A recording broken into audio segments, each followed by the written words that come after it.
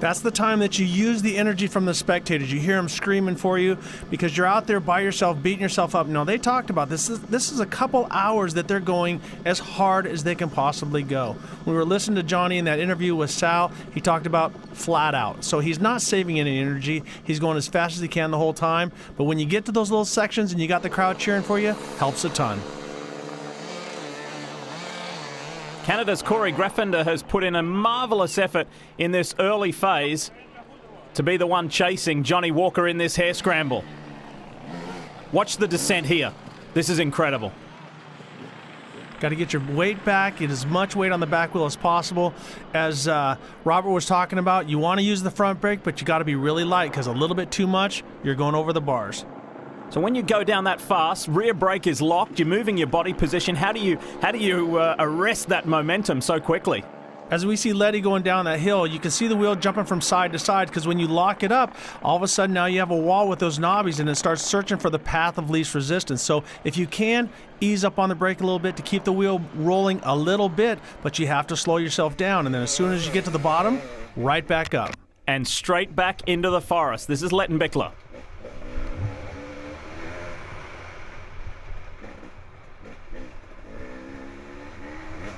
You hear that moan of a two-stroke. They put a heavy flywheel on there so it gives them a little better traction, but the two-stroke, once again, is a lighter bike, a little bit easier to throw around. This fight for 4th, 5th and 6th is really intensifying. England's Andrew Noakley, you got Spain's Gomez, and then America's Taylor Robert is really hanging in there with them. And Paul Bolton has joined the group. It's like a traffic jam. We got a lot going on right now. So what you're doing is you're using the rider in front of you for their braking points. If they make a mistake, you're using their line to coach you around. But really, you want to get past them because clean air is best. One rider who is chasing this group is Graham Jarvis. Had that hiccup at the beginning, has been playing catch-up, but it's been playing catch-up very effectively.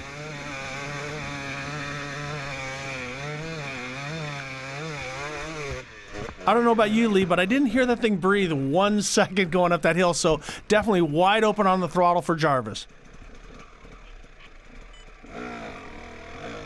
And so calm, just going to leave the checkpoint and roll down this hill. Just another day at the office for Jarvis. Back up front, Johnny Walker has led almost the entire way. Ricky, can you hear those screams from the crowd on the bike? Most definitely. You use that like energy, like when you're jogging with an iPod. You want to make sure that you don't sit there and listen to yourself breathe. So if you can grab a little energy from the crowd and their enthusiasm, helps you out a ton. Look at this tight, technical, tricky section after he was just wide open on the throttle. It changes by the second. This is Graffender. I love the body, how they position themselves side to side, because it's not just climbing, but you want to make sure that you don't fall off the side of the cliff as well. On board Letty. Great GoPro images. And look in the background. Look how high they are in this ginormous iron ore mine that produces more than 2 million tons a year. The riders come off a real fast slick section. They got to size it up. And as they're going, they can't just accelerate because the rocks spin so bad. So they're using their clutch as much as possible to keep from breaking that rear wheel loose and keep forward momentum. Two enormously experienced riders are entering this front group. David Knight, the three-time world champ, and Graham Jarvis. Here's Tina. Before the race, I got a chance to talk to Graham Jarvis's mechanic, Damian Butler, and he was taking me through the bells and whistles of the bike, but when I asked him about the suspension, he did not reveal a thing. He kept his cards very close to him, almost hinted that that was their secret weapon. Now what he did reveal was that even though Graham won last year, he is still very cautious out there when it comes to navigating. He does not want to get lost again. He is not afraid to get off the bike and make sure he is going the right direction. But I want to point out, when I talked to guys like Johnny Walker and David Knight before the race, they said the guy they want to beat, Graham Jarvis. And Tina, we're watching Graham's progress with much interest. We told you earlier in the show that last year 153 guys did not even make it to the water pipe, and it looks pretty much the same this year. Hare Scramble 2014 here in Austria sees Johnny Walker continuing to lead the way over Graffender and Lettenbichler. And as our race leader begins to enter the section known as Machine, more importantly than that, it is a no help zone. You are on your own through this section. As you can see, the spectators are pointing it from side to side, but if you look closely on the motorcycles, there's a handle that they put on the handlebars, so when they go through certain sections, not here, spectators can't help you, but in the Machine, you're on your own. Think of the fatigue that's setting in already, and then add more gradient, more technical sections, and no outside assistance. That's just part of the challenge that makes Hare Scramble what it is. For now, let's check in with Sal. Attention, the North Americans are invading Erzberg. Names like Robert, Webb, Grundfunder, stars of the American off-road racing scene, have made the pilgrimage, and they are taking a crack at the world's toughest one-day race. And some of them, they are packing with them a secret weapon. Dirt biking is the Goldilocks of the sports world. Stick with me. See, on one end of the spectrum, you got road cycling. 90% depends on the man. On the opposite end of the spectrum, you got car racing. Lots of machine. Smack dab in the middle, you've got dirt biking. Just enough man, just enough machine. Perfect mix, right? Yes, you've got over 50 horsepower between your legs, but no one who's ever ridden can deny the pure physicality of a course like this. Here at Erzberg, adjectives like punishing, grueling, and exhausting are thrown around with more delight than the girlish screams at a One Direction concert. Which is exactly why some of the US challengers are packing a secret weapon. They call it the Recluse. You take a stock clutch and you put it on the shelf. You swap in a Korth EXP 3.0 auto clutch and say goodbye bike stalling, hello hard enduro. Corey Graffunder uses it, so does Taylor Robert. Add in custom valve suspension, softer compound tires, you got a machine ready to tackle the Iron Giant. But that's only half the equation. A bike still doesn't drive itself up stuff like this. Dirt biking may have been popularized in the US, but the sport of hard enduro is ruled by the Europeans. Europeans who love tradition. The Recluse, not traditional. But it might just take a non-traditional approach if a North American ever hopes to break onto the podium here in Austria. And Sal, that approach is very much personalized, Ricky, isn't it? Because you have got that blend of rider and bike, but then you've got strategy involved as well. How do you get up the hill? This is video from Letty last year where he shoots the bike to try to clear a really hard rock section because you can't just roll up there, so he sacrifices the bike to make it that little bit. Graffunder here, you see him working the angles, working the side, just more picking his way up through there. That's where the Recluse can help you out. And Letty is through.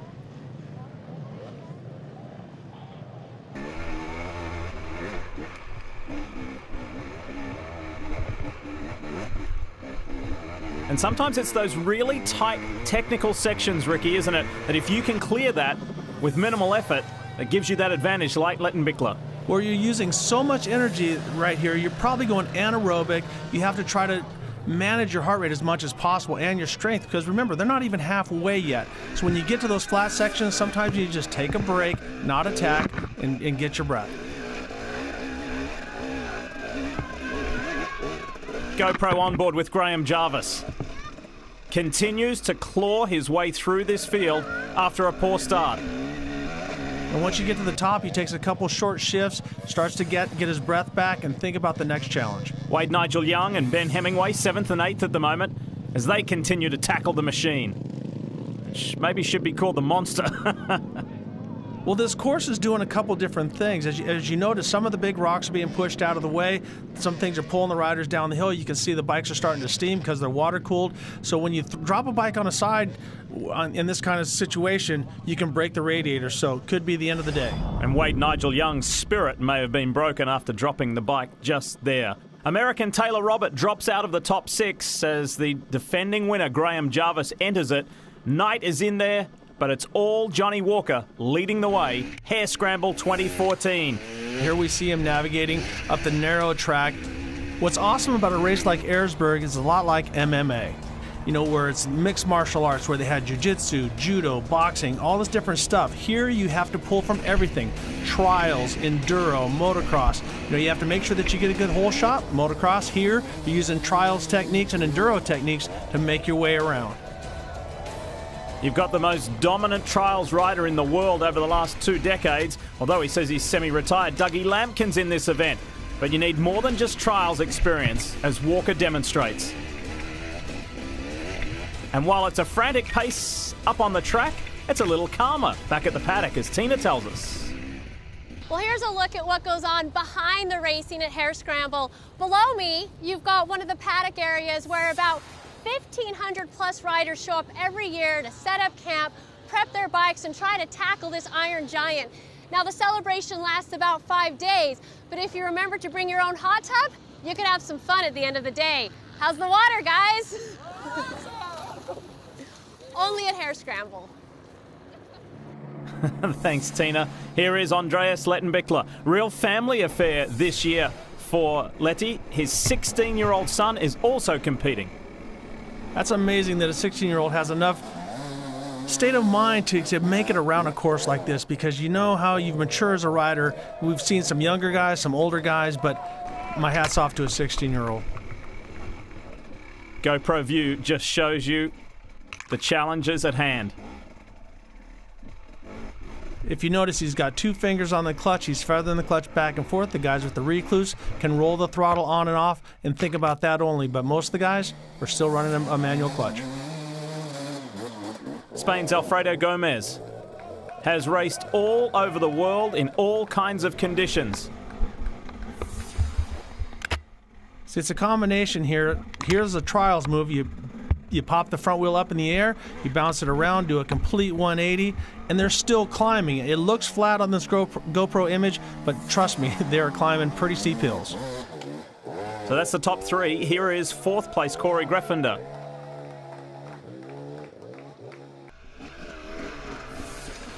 And the chase continues. Graham Jarvis with a competitor ahead. Combination of RPMs.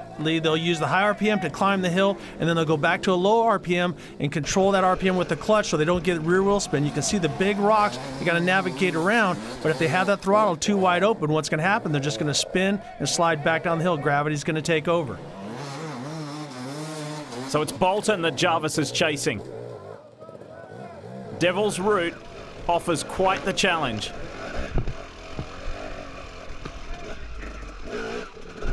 Cheers. Unbelievable. Guy takes the time, tell his mate cheers. Jarvis gets ahead of Bolton and continues his charge. David Knight is the next one on the list. The rider on everybody's list is Johnny Walker. As we approach more than 2/3 distance, 10 kilometres, 6 miles to go, and Carl's Diner awaits. Things become incredibly and increasingly difficult here, Ricky, as fatigue very much sets in. Here we see Johnny Walker going through another checkpoint, and if you notice, Lee, he's dropped his goggles, whether through sweat. A lot of times these guys, when they're climbing the hills, they're breathing so hard they want a lot more air to their face. If you notice, rocks can be your friend or your enemy. The small rocks can help you slow down. The big rocks sometimes can throw you on your head. And nobody knows that better than Walker himself from a couple of years ago, 2012, when he was actually the first to cross the line and win Hare Scramble for the very first time in his young career. Let's take you back. Let's show you a replay of what happened to him, and it's pretty nasty.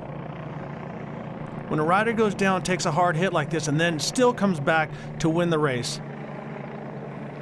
Unbelievable. You see the whiplash on his neck. I mean, it takes the wind out of me here watching it, but he jumps right back, gains his composure, and away he goes. And reiterating, he came back from that to go on and win Hare Scramble as he navigates the boulders. The body coordination and everything that he's got going on, but also notice the long legs, how it helps him get over these obstacles. A short rider like Ricky Carmichael, who they call the GOAT, the greatest of all time, would struggle terribly here because he doesn't have the leverage. Second on track now, and a man who is basically tired of finishing second in this event. He's done it 3 times. Andreas Lettenbichler. He begins his run in Carl's Diner. And Ricky, year after year, is there pretty much a sense of there is a known line through this section? In years past, guys would have to navigate down through here, but now you see that the trail is beat in a little bit more. That doesn't make it easy, but it does give the guys a sense of where to go. And with that, it's time for our key moments of this race. And the first one involves Graham Jarvis, the defending champion, at the start. He gets checked by both Noakley and Graffinder, which causes him to get caught in traffic on the first climb of the event. And watch what happens. Competitors everywhere. He does not like it, loses momentum, crashes, which is costly time-wise. He did, however, regroup. Our second key moment involves race leader Johnny Walker. The only real mistake he made was taking the wrong line up the forest section. Bracing the bike against the tree saved him from falling back down. A little help from the marshals got him going as well, and that was before the start of the no-help zone.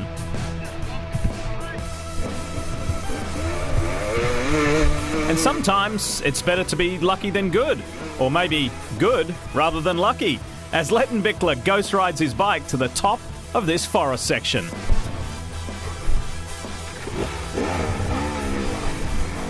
And there are our key moments of the race so far.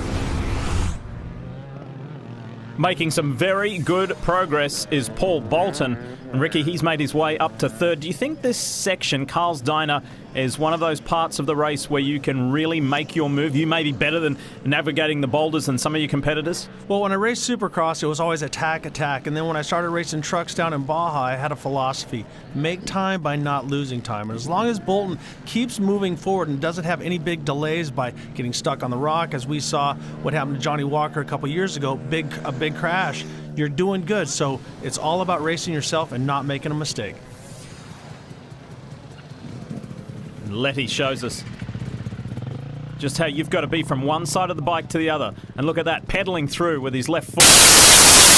This is where size is key. You know, we've looked at David Knight. They call him the Knighter. He's done well at this race before, has won it twice in the past, and I really think that his height and his size have helped him out. Look at that progress that Paul Bolton has made, getting ahead of Graffinder and Gomez and chasing down Letty and Walker.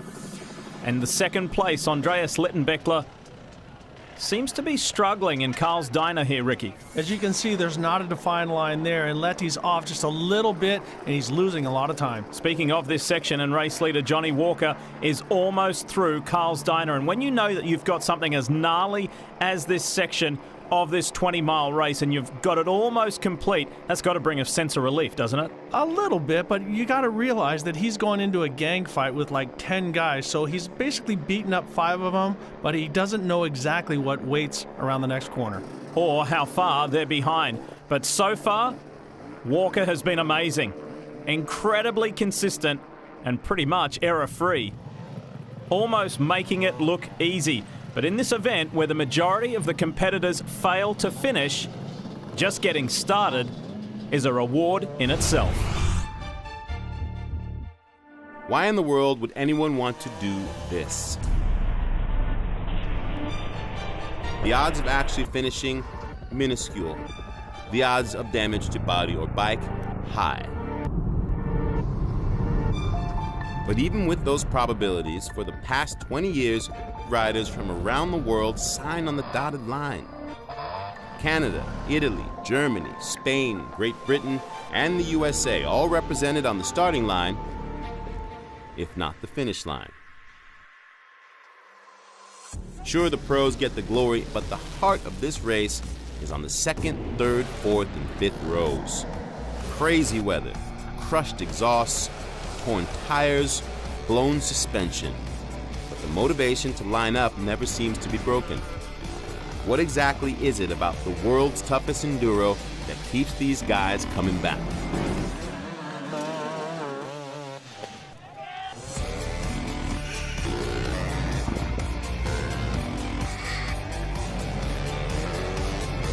Maybe it's the beauty of the Austrian Alps, a once-a-year chance to race at a working iron mine, 1,499 of your closest friends on the starting line, 45,000 rabid fans along the course. Think about it. Why in the world wouldn't you want to do this? Ricky Johnson, you're an icon in the two-wheel world. Is this something that you would consider taking part in? At this stage of my life, Lee, hell no. With age comes a cage, so I'll stick to cars. Go, Graham! What sportsmanship. That is Letty, Andreas Lettenbeckler, and Graham Jarvis overtakes him for second. Well, he's a smart man. He lets Jarvis go by, and now he's going to follow his line. So very, very smart riding by Letty. And that underscores the point you made before, Ricky, about how much Letty may have got offline through Carl's Diner, and that gave Jarvis the advantage. Up front, it is clean and clear, though, as it has been for almost the entire race for Johnny Walker.